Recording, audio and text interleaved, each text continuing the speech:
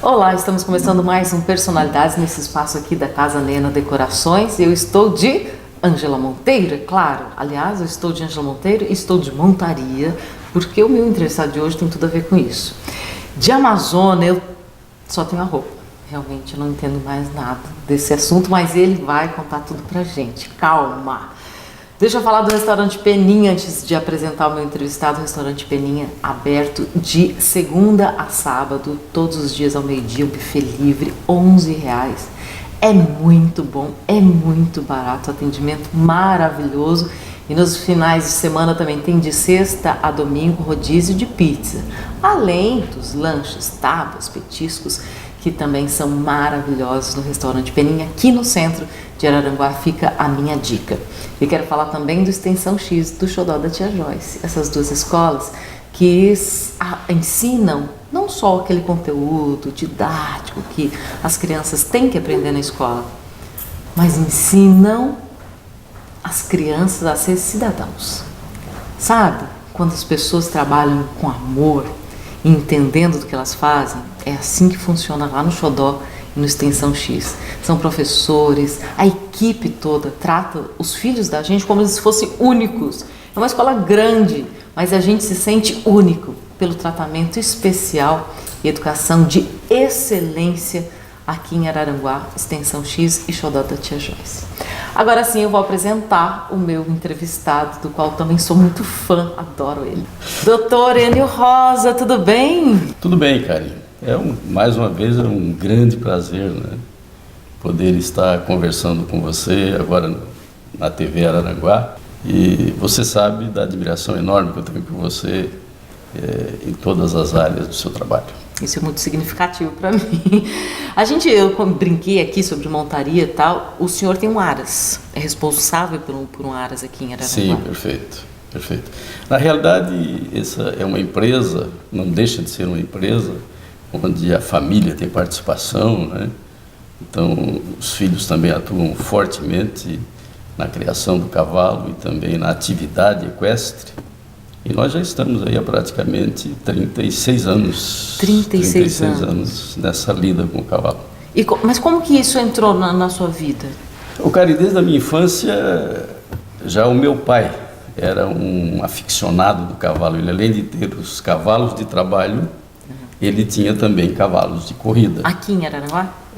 No interior de Araranguá, no Manhoso. Terra onde eu nasci e me orgulho muito, né? Aliás, dizem que no Manhoso nasceram... Os manhosos. Nasceram muitas pessoas que acabaram se dando bem nas diversas áreas. E eu fiz um período, daí dos 10 aos 12 anos, 13 anos, eu vinha do Manhoso, que são praticamente 10 quilômetros, eu vinha a cavalo para o colégio aqui. Mas isso era uma coisa comum, assim? Não era tão comum, mas não tinha outra forma de vir dessa distância, isso em 1955, 56, de vir do interior para a cidade, a não ser de carroça ou a cavalo. Tá, ele deixava o cavalo lá estacionado. Era muito interessante, porque muito tímido, né, com vergonha, né? Eu chegava aqui, escondia o cavalo ali onde eu escondia, esse é o termo verdadeiro. Eu escondia ali o cavalo onde hoje é o Fronteira Clube. Mas não tinha nem um pastinho para ele? Nada, ficava amarradinho ali, uma água e olhe lá, né? Ia para o colégio, meio-dia saía, pegava o cavalo de volta e 2 da tarde estava em Araranguá, estava no Manhoso, em casa. O senhor teve ligação de amizade com algum cavalo? Eu digo assim porque eu sou muito cachorrenta, assim, eu tenho cachorro que é da minha família. Dá para ter amizade assim? Você se apega, evidentemente, né? Porque cada cavalo, como cada cachorro, cada animal, é um indivíduo, né? Ele tem as suas características, né? A sua personalidade, o seu temperamento. Só que, como nós temos isso como empresa, como negócio, certo? Nós costumamos dizer que nós, criadores de cavalo, nós somos selecionadores, nós não somos colecionadores. Porque se você for ficar com todos aqueles que você gosta, que são bonitos, que são bons, você acaba tendo uma coleção de cavalos, né? O que o Aras faz? Qual é o trabalho do Aras? Nós temos a atividade principal é a criação de cavalos, né? Cavalo crioulo. Iniciamos com o cavalo de corrida, depois passamos para o cavalo crioulo. Mas ali nós temos um centro de treinamento, né? Onde nós damos cursos na área de equitação, área de doma, treinamento em alguns tipos de esportes, né? Como rédeas, como laço. Que legal, né? Para todas as idades? Para todas as idades. E temos também um centro de ecoterapia, esse centro está em atividade há 14 anos, onde nós trabalhamos com crianças e adultos especiais, que é muito interessante. Eu acho que o cavalo é o animal mais próximo do ser humano. Se a gente pegar a história da humanidade, a evolução da humanidade se deu no lombo de cavalo. Sem dúvida, sem dúvida. Inclusive a conquista de territórios, né? A demarcação de fronteiras, né? Os árabes, por exemplo, existe a raça árabe, né? Os árabes, então, foram os que mais utilizaram o cavalo nas suas conquistas, nas suas lutas. E eles chegaram a um aprimoramento tão magnífico dessa raça, da raça árabe, que eles... escondidos à noite nas tendas, certo? Os cavalos dormiam com eles nas tendas. E aqueles cavalos que não se comportavam, ou seja, que criavam algum tipo de barulho, algo desse tipo, esses cavalos eram sumariamente eliminados, certo? Não eliminados, não sacrificados, mas eles eram descartados. Das não tropas, serviam para não serviam para aquele fim. E por isso eles chegaram a um aprimoramento tanto em beleza quanto em qualidade da raça e temperamento. É um mundo realmente maravilhoso. E um mundo que gera também é um negócio que gera muito dinheiro, não é? No Brasil e no mundo, né? Nós tivemos aí há uns 30 dias atrás, só para te dizer do quanto hoje já representa o cavalo no mundo do agronegócio. Aqui em Porto Alegre, um cavalo vendido por 8 milhões de reais. 8 milhões? 8 milhões Acho que nem eu não arrecadava 8 milhões se pedisse. Quanto vale a cara desse cavalo? Lógico que é uma raridade, né? Sim. Mas na raça crioula, ele é o quinto mais valorizado da raça crioula. Tem mais? Tem mais 4 na frente dele, com valores superiores a ele. Nós estamos falando de um mundo top, certo? Onde o nosso universo aqui, ele não tem esses valores, eles são valorizados, mas não atingem essas cifras, né? Não vamos pensar que ali nós temos cavalo de 5, 6 milhões, não é isso, né? Mudando um pouquinho de assunto, mas voltando à questão da infância, o que o senhor lembra da sua infância, assim? O que mais marcou?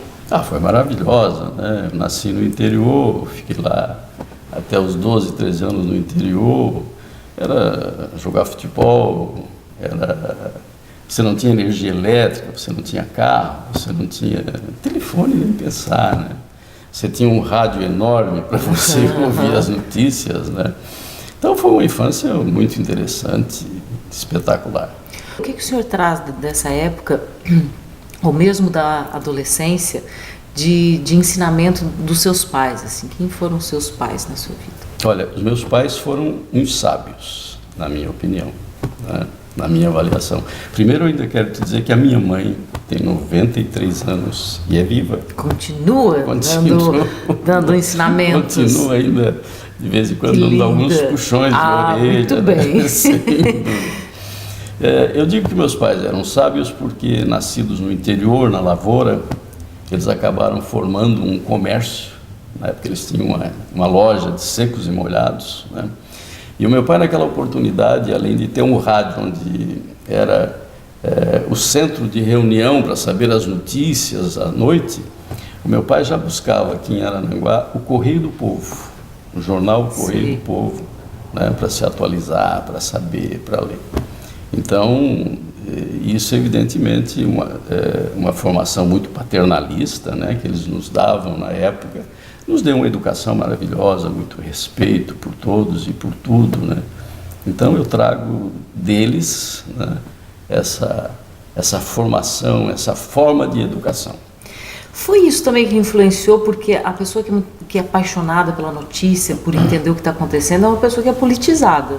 Não necessariamente ela tem um partido, mas ela é politizada, ela entende o que está acontecendo, ela quer ter uma opinião sobre o que está acontecendo. Foi aí que começou uma sementinha de política? No Eninho, pequenininho, não? Não, cara, eu te digo, eu penso assim, ó,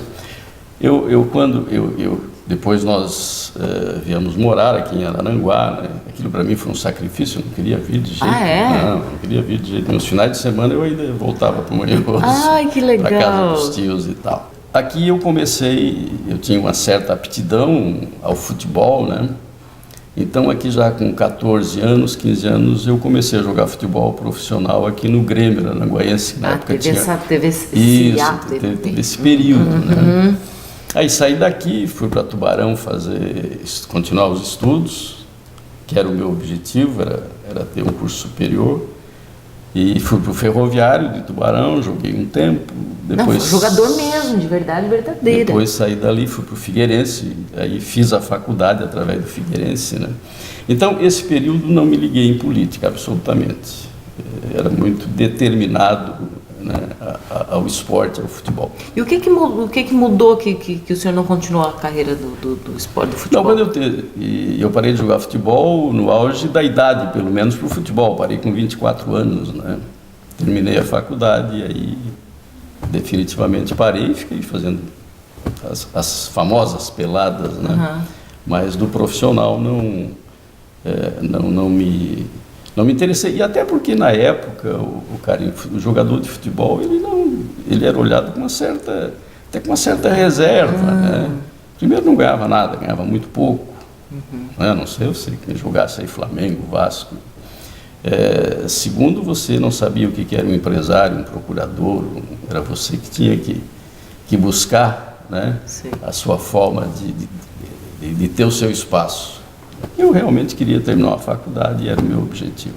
Aí depois disso, voltei para Araranguá, montei um escritório de engenharia, e aí você vai se envolvendo, né? Você vai se envolvendo com as lideranças, você vai tendo conversações com entidades políticas, e acabei participando aí de uma eleição em 76 como candidato a prefeito e depois como vice-prefeito. Como foi essa campanha? Foi uma campanha louca, que foi a primeira eleição livre pós-período militar. Naquela época você tinha sublegenda, né? E nós, o João da Silva, o Paulo César Maciel e eu, nos candidatamos exatamente pelo MDB, uma oposição contra, né, a Arena e perdemos contra o regime, o regime, tudo aquilo. Então foi uma eleição muito difícil, extremamente difícil sobre todos os aspectos, tanto financeiro quanto de clima, de ambiente. Nós achamos na oportunidade que a eleição nos foi tirada na contagem, porque era manual. Certo, era manual. E aí pedimos a recontagem dos votos e houve um episódio muito interessante. O juiz determinou a contagem dos votos aqui no fórum, na sala do júri, e aí ele nomeou três delegados para que eles decidissem se os votos seriam recontados ou não. Mas num ambiente hostil, soldados do exército, com baioneta calada, todo um clima. Assim. Aí ele escolheu um militar, um padre, certo? Eu não me lembro quem era o terceiro delegado para decidir se recontavam os votos ou não. E evidentemente que eles decidiram que não seriam recontados, né? E não foram recontados. No dia seguinte, ele incinerou queimou toda a chapa, não deixou mais nenhum e acabou assim. Qual foi o maior ensinamento dessa campanha?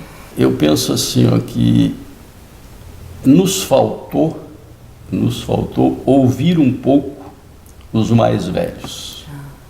Esse foi o grande ensinamento.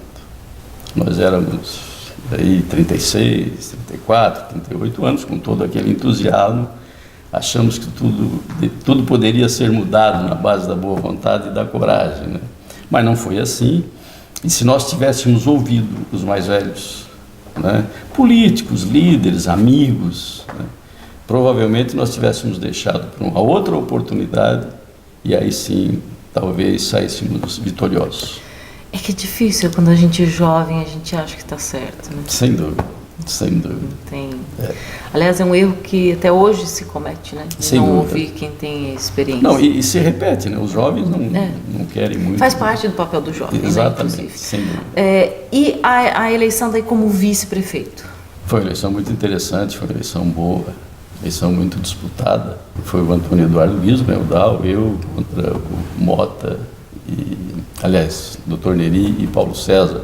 O PMDB era poder, aí já nessa época eu disputei pelo PFL, era o PFL na época, e o Dal pelo PDS. Na época acho que era PDS. Né? Exato. Foi uma eleição muito disputada, uma eleição correta, um bom clima de eleição, de campanha. Na época eram em torno de 16, 17 mil votos. Nós ganhamos a eleição com 54 votos.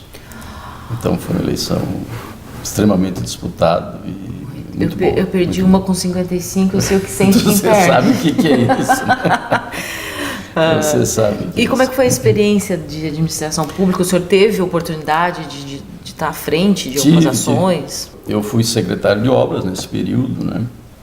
E tivemos, o Dal tinha uma facilidade, tinha um tirocínio muito bom, uma facilidade muito boa de comunicação, de relacionamento, inclusive a nível de lideranças estaduais, né?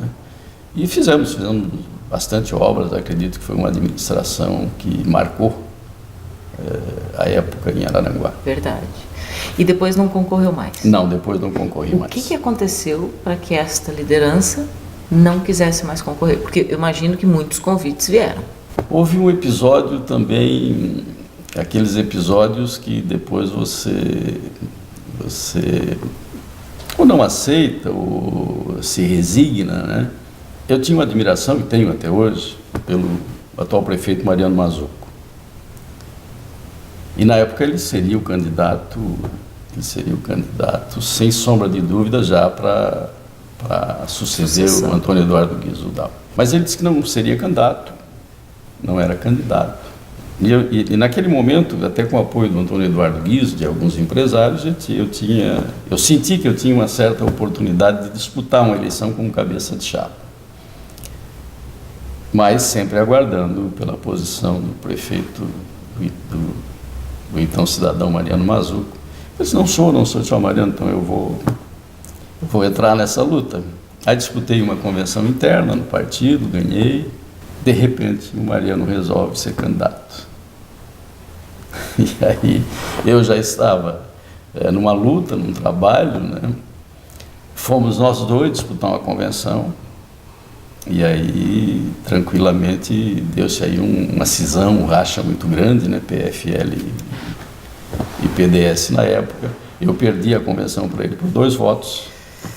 Ele foi candidato, mas aí até que nós acertássemos todos os entendimentos, né? A campanha já estava no seu término, e aí acabamos perdendo a eleição com Mariano Mazzucco. A partir daí eu me afastei definitivamente de candidaturas. Mas continuou muito ativo na política? Sim, participando, né? Sou hoje ainda presidente de um partido, né? Que é o Democratas, mas não com a intenção, não com o objetivo de candidaturas. E participo, Karim, porque eu acho que a política é importante. Eu acho que o cidadão tem que fazer política. Se tem erros, não se tem, mas tudo na nossa vida passa pela política. Nós encontramos aí inúmeras pessoas que poderiam ser excelentes candidatos, tanto à Câmara quanto à administração, mas não querem saber de políticas. E por isso eu acho que nós temos aí grandes problemas, né, que estamos enfrentando, que estamos vivendo aí esse marasmo todo, né? É necessário que eu defendo que as pessoas de bem participem da política. O senhor sente que esse momento, claro que esse momento a gente parece que o Brasil está vivendo assim, estamos limpando o esgoto, então não é um momento agradável, né? Estava lendo uma reportagem hoje de manhã, há 4 anos começaram as manifestações no Brasil contra a corrupção. Se a gente for pensar nesses 4 anos e o que a gente está vivendo hoje, parece que só piorou. Mas um dia o esgoto vai ser limpo. Perfeito. O senhor acha que esse movimento todo e coisas que a gente nem imaginava, por exemplo, de ver um cara milionário como o Eike Batista preso, donos de empreiteiras, senador afastado, um presidente com impeachment, o atual presidente envolvido com escândalos de propina e corrupção. O senhor acha que isso vai levar o Brasil a um amadurecimento político e, portanto, trazer para a política pessoas que estão dispostas, que hoje já trabalham política, mas não partidariamente, e que se coloquem à disposição para ter um cargo eletivo? Karen, eu penso que esse movimento que foi iniciado aí há 4 anos, ele está começando a dar os seus resultados agora, porque não é simplesmente com discursos, com palavras que nós vamos acabar com qualquer circunstância que exista. Tem que ter ação, tem que ter luta, tem que ter ação, né?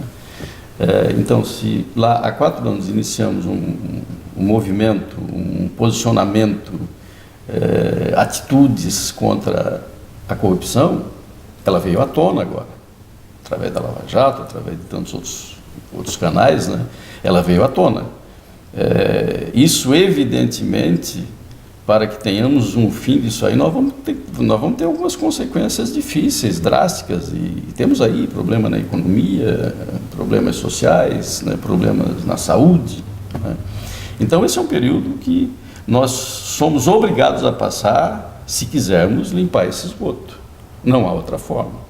E graças a Deus que no Brasil ainda se faz com ideias, com atitudes, com movimentos, porque em outros países foram feitos à base de sangue, né? As grandes mudanças e grandes alterações, né, nos rumos dos países foram feitos à base de sangue. Esse estado de coisa que nós estamos vivendo é consequência de posições tomadas que não sei quanto tempo nós vamos ter ainda, porque a cada dia mais e mais coisas surgem, né, que nos estarrecem, né? Nos estarrecem pelas pessoas e pelos volumes, né? E em todas as esferas, em todos os poderes, sem tudo. Dúvida, sem dúvida. Aliás, eu acho que virou uma cultura, isso é uma cultura, né? Isso é uma cultura, e mudar uma cultura leva tempo. Tem uma coisa interessante do que está acontecendo, que eu acho que os brasileiros estão fazendo também uma análise das suas próprias vidas. Eu acho que nós todos estamos fazendo um teste de consciência. Sem dúvida, sem dúvida. Estamos tentando mudar uma cultura, uma educação que veio através do hábito, né? O senhor tem fé de que o Brasil um dia vai aplicar todos os seus recursos nele mesmo? É difícil. É difícil. Nós vamos sanar aí esses grandes, né? Esses grandes rombos, esses grandes roubos que estão aí, mas nós temos um problema de base, a educação, né? Hoje, daqui nós estamos sentindo Araranguá, Sombrio, escolas que não têm condição de alunos frequentarem, falta de professor, isso é problema de base, né? E sem educação fica mais longo, né? As mudanças são mais demoradas. É verdade. 2 perguntas para encerrar. A primeira é: qual foi o fato mais marcante e mais transformador da sua vida, em que o senhor era uma pessoa até ali e o senhor se transformou em outra pessoa? Uma pergunta fantástica e não é fácil de ser respondida, né, cara? Não, eu tive várias. Eu diria, a primeira foi essa transição, né, de um menino do interior, de repente um profissional do futebol. Naquela época, isso para mim trouxe uma transformação. Trouxe uma transformação porque eu aprendi muito de disciplina como jogador de futebol. A segunda transformação foi quando eu abandonei o futebol e fui para a área profissional, né, de engenharia. Tive sucessos e insucessos, né? E a partir daí houve uma estabilização em termos de personalidade, em termos de convivência, né? Uma família muito boa, estável, né? Então, não tive assim grandes mudanças que eu tivesse que, dentro do meu projeto de vida, de dar grandes giros, grandes voltas. O que não mudou nada, assim, da sua personalidade, de características suas? Olha, eu sempre fui assim. Eu penso que lealdade. Eu sempre procurei ser muito leal com todos que eu tive a oportunidade de conhecer, de me relacionar, de negociar. Eu penso que a lealdade foi para mim, é para mim eu pelo menos tento ser leal em todos os aspectos. Essa não foi a segunda pergunta, eu inventei essa no meio, mas é porque eu tinha que fazer. É que a última pergunta tem a ver também com lealdade, e lealdade é amor misturado com respeito. Perfeito. Tem muitas coisas boas na lealdade. Mas falando de lealdade consigo, o que o senhor faz de melhor para si mesmo, de lealdade com o ser que o senhor é? Cara, eu penso que para mim mesmo eu estou devendo. Porque eu me preocupo muito com o bem-estar dos outros, me preocupo muito com a saúde dos outros, né? E a gente acaba esquecendo a si mesmo, apesar de que eu me cuido, evidentemente, né? Mas eu penso que eu estou devendo um pouquinho com relação à minha pessoa. Não espiritualmente, eu me cuido bastante espiritualmente. Mas no restante eu penso que eu deveria tirar um pouco mais de tempo para mim. Onde é que a gente encontra equilíbrio espiritual? Eu encontrei, e acho que tenho essa harmonia, ouvindo muito, lendo muito, certo? E fazendo as minhas orações diariamente. Antes de encerrar essa entrevista, eu quero falar do Betinho, que faz os meus cabelos. O Betinho é tão maravilhoso, tão mágico, que ele fez o meu cabelo crescer uns 50 centímetros assim, em 3 minutos, né? Ele inventa essas coisas lindas e maravilhosas, e por isso que eu sempre falo do Salão do Betinho, indico para vocês, onde a gente sai de lá se sentindo maravilhosa e está maravilhosa, porque o Betinho faz um tratamento interno também. É um lugar de uma energia muito positiva, onde tem o Mário, que é design de sobrancelhas, a Richelle, que faz as minhas unhas, e o Betinho, que sabe tudo de penteado, de cortes, de químicas. Fica a minha dica. E hoje a minha maquiagem é da Marina Farias, que eu super indico também. A Marina Farias pode te atender em casa, atende lá no Betinho também, e pode atender na casa dela, no estúdio dela. Fica a minha dica também. Quero agradecer novamente a Ângela Monteiro e lembrar que a Ângela Monteiro está com uma super promoção no Outlet aqui em Araranguá e com aquela qualidade de sempre, por isso que eu sempre invisto com a Ângela Monteiro. Os telespectadores estão assistindo, você está realmente muito elegante, né? Estou me sentindo a Rosel. Doutor Enio, eu acho que a gente percebe quando uma pessoa atinge uma maturidade espiritual, quando a gente se sente ao lado dela, especial. E o Senhor provoca isso nas pessoas. As pessoas se sentem especiais. Muito obrigado. É a sua generosidade. Muito obrigado pela sua entrevista, obrigado pela nossa amizade, muito obrigado. Eu que agradeço. Agradeço mesmo esse espaço e esse momento maravilhoso. Muito obrigado. Eu fico por aqui essa semana, mas semana que vem eu volto com outra grande personalidade. Um beijão.